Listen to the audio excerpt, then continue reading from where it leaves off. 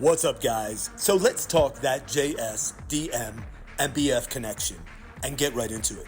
So let's run down what we know. We know that JS was with Kaylee and Maddie in the hours leading up to the homicides. We also know that JS lived within walking distance to the King Road residence, a mere 150 feet away.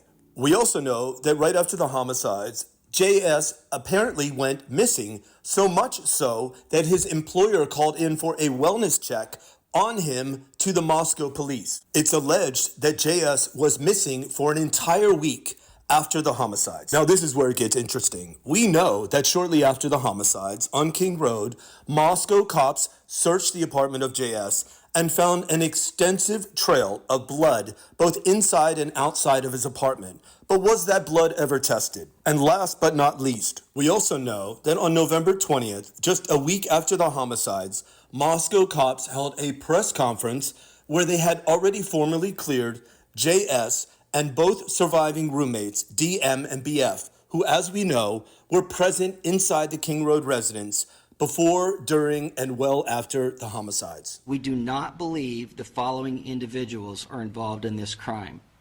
The two surviving roommates, a male seen at the grub truck food vendor downtown, specifically wearing a white hoodie. And I've saved the best for last. We know from text from one of the fathers of the victims in mid-2023, there's another connection, apparently, allegedly, between DM, BF, and JS. Here we go. You ready? Quote, one thing most people don't know, DM, and especially BF, are well connected and have friends in powerful positions.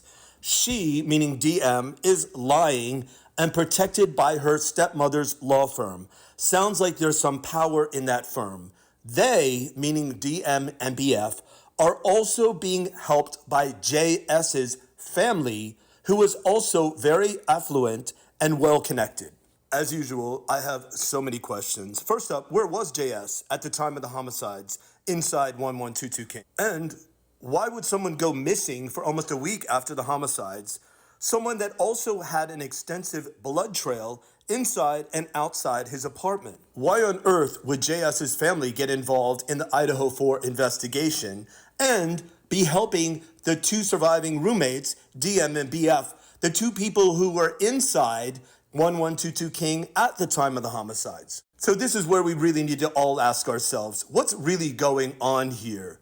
Is there nothing to see or something to hide?